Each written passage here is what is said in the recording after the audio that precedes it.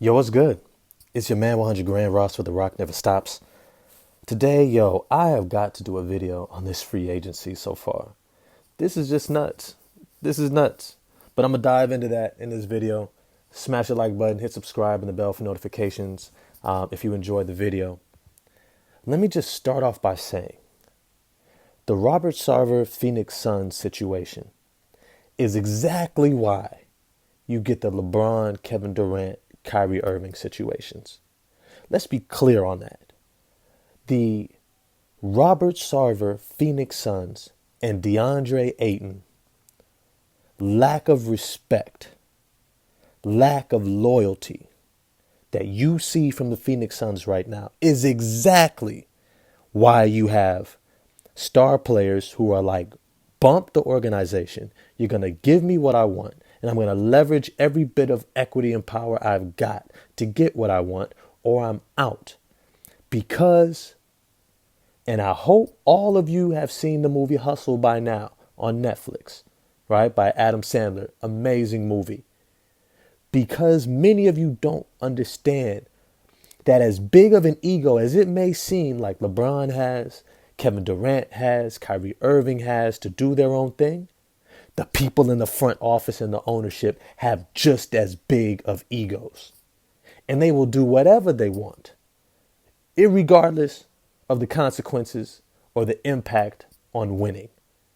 And this is something that it's so egregious. It's so egregious. Let me just start off with Phoenix and DeAndre Ayton.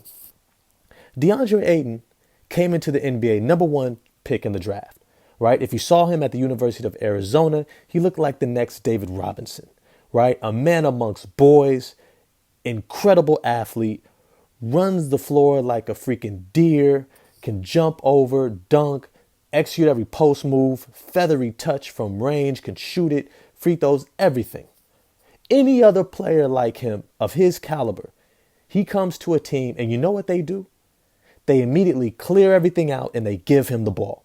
They say, we're going to give you 15 to 30 freaking touches every single game because we want you to become everything that we think you have the potential to be. Just look at Karl Anthony Towns, right? Offensive minded, big, extremely talented, comes in Minnesota, they clear it out for him. DeAndre Ayton gets to Phoenix, and you know what they say to him? One, we're rocking with this guy, Devin Booker. Totally okay with that. And then they say, you know what? I think for us to win, we're going to need you to switch up your game and to learn how to play defense at an elite level so you can truly be this two-way big. Right? Now, I'm not mad at that at all. I actually commended him on that. But you have to understand, it was for the sake of winning that he sacrificed a major part of his game and in the early developmental periods of his NBA career to begin focusing on something that was not his strength. And as a result, his team was able to win and win big. They went to the NBA Finals 2 years ago. Western Conference semifinals this past season. DeAndre Ayton did everything they asked of him and did not get rewarded with getting things cleared out for him. Now I understand why, right? He might bobble the ball a little bit from time to time. Still has great hands. Please don't mistake that he does not have great hands, right? But when you have a big man who can end the game shooting 7 of 10, who can shoot the 18-footer, can probably shoot NBA threes if they would build that into what they're allowing him to do within the offensive system, right? When you have a big man who can give you jump hooks, post moves, hit free throws, lob threat, is as versatile as he is. If he had been selfish and was like, you know what, I hear you saying focus on my defense. Nah, until I'm averaging 25 to 30 points a game, I'm going to keep this defense on the back burner. He can be a Karl Anthony Towns. Right now, I truly believe that. He could have become a Karl Anthony Towns, barely making the playoffs or not making it in at all. But he would have a maximum, if not a super max, salary right now on his doorstep. Would have been offered to him last year. You see, these are the things that players are watching. And I want to give you an analogy just so you can really picture this. If Kevin Love had been used in Minnesota how he was used in Cleveland, do you think he ever becomes an all-star?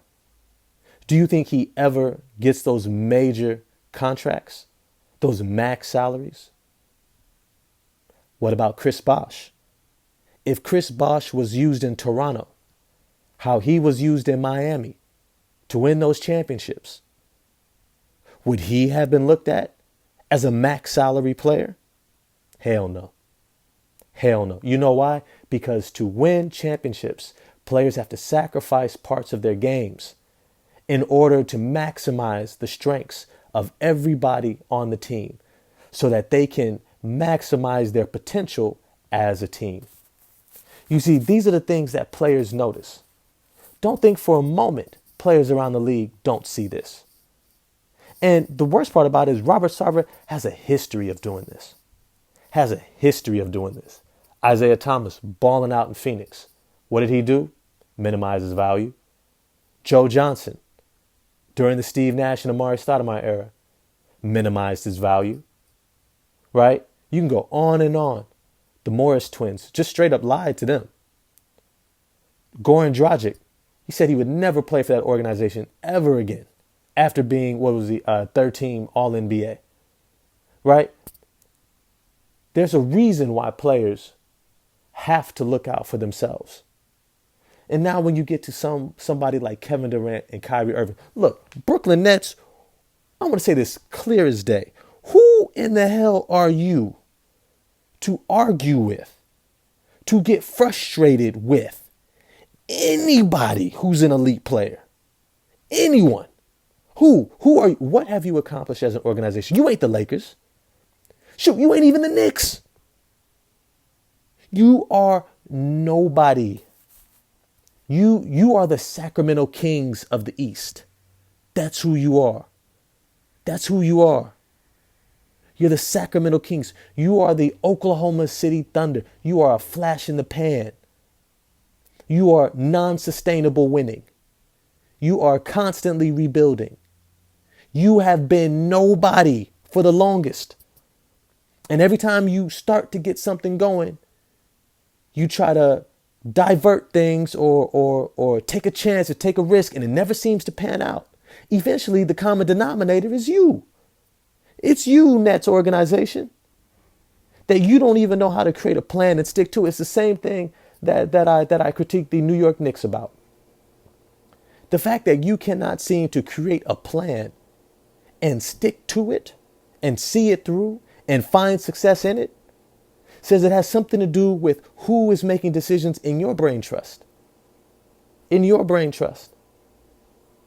Now, when I'm looking at Kevin Durant and Kyrie Irving in their primes, in their prime, look, I get play hardball with DeAndre Jordan. Shoot, play hardball with just about anybody who is not coming in with championship rings, who has done what you have never been able to do. That Jason Kidd run, it was a fluke. The East was in some down years, and Jason Kidd was phenomenal. That's why he's a Hall of Famer. Y'all are not a Hall of Fame organization. You can't even sell out your stadium. From the New Jersey days, even to the Brooklyn days, you guys struggle. Who are you to go to Kyrie and Kevin Durant and say, I don't like the direction you guys are telling us we should go in? We're going to choose something else. Who do you want to go back to? D'Angelo Russell? Who do you want to go back to? Spencer Dinwiddie? Who do you want to go back to? Right? What are you retracting back to? Back to the lottery? Hoping to get Victor Wembanyama, who looks like a phenomenal talent. You ain't going to win with him either. You know why? Because y'all don't know how to win. You don't know how to win. You ain't never been there. And just when you potentially get the right pieces in place, you couldn't even be smart enough to see this next season through. You couldn't even be smart enough to see through this plan that you created. You had Karis LeVert. You had Spencer Dinwiddie. You had D'Angelo Russell. And you had these guys, and you leveraged them, maximizing their talent. And you leveraged them in order to get you superstars who could actually, potentially bring home a championship. And now you want to blame them for losing to Boston, the team that went to the finals in the closest playoff series, I think, in the last 20 years. They didn't get blown out. They didn't lose to Charlotte, Atlanta. They lost to Boston, who was one of the hottest teams in the NBA at the time. You see, I want y'all to understand this. And before you start looking at Kyrie and Kevin Durant, blaming, pointing fingers, because this is what the media likes to do. They want to shape the narrative. They don't ever want you to look at owners who make 2 to 3 times what they're paying all the players, right? Each year, they're bringing in 2 to 3, if not 4 times the amount, just from the basketball-related income. And then you want to blame the players. They don't construct the teams. You want to blame LeBron for bringing in Russell Westbrook. I'm sorry. LeBron gets brought in because he's supposed to be brought in and say yes, no, or hey, I'll trust you on it. But you got these like scheming kind of snaky general managers who operate in the dark and try to allow the players to receive the blame for the outcomes. The Brooklyn Nets knew who they were trading for when they got Ben Simmons. They understood that James Harden wanted to go to Philly all along. They knew that Ben Simmons was hurt. Obviously. They're the ones who put this team together. And they lost. Okay. Did you lose because you were at full strength, you were able to see what you had, and you know that it's not enough? No. You weren't at full strength. Everyone else seems to be able to imagine that you were going to have a title run next year, except for you. You'd rather go back to the lottery than even play with the chance of winning a championship. This is what you said. Some people are just scared to win. Some people play to lose or try to play not to lose all the time. So they're constantly hedging their bets. They never really go all in. And this is why they don't get championships. The Los Angeles Lakers, they go all in. The Golden State Warriors have the largest salary of any team in the NBA. They just won a championship. All in. They have a dynasty. All in. Teams that win go all in. If you are not willing to move all your chips to the center of the table, then step out. Step out of the championship game. This ain't for you. This is not for you. If you're worried about, oh, how am I perceived as a general manager? Am I going to be seen as strong and in control and all this stuff? If your ego is getting in the way, this ain't for you. Go to Charlotte. Go to Charlotte and have an ego. Go to Sacramento. Do all your wheel and dealing. Shoot, you can go to OKC. Obviously, there's no pressure to win over there. Going over there is fine. It's fine. Those are franchises who don't mind. Minnesota, take your time over there. Experiment, right? Let them know who's in charge, right? That's the place you should be doing it. And apparently, Brooklyn is the place too. Apparently, Brooklyn is just letting us know who they already are, who they've always been. A team that doesn't know how to win. Yo, I want to know what you guys think. You hear me ranting, but let me know what you guys think. I think this is going to be some cool trade opportunities out there for teams who are trying to win. And we'll see what comes of it after that. But I'm going to holler at y'all next time. Let me know what you think in the comment section. I definitely respond. Smash the like button and subscribe and the bell for notification. I'll get at y'all next time. Peace.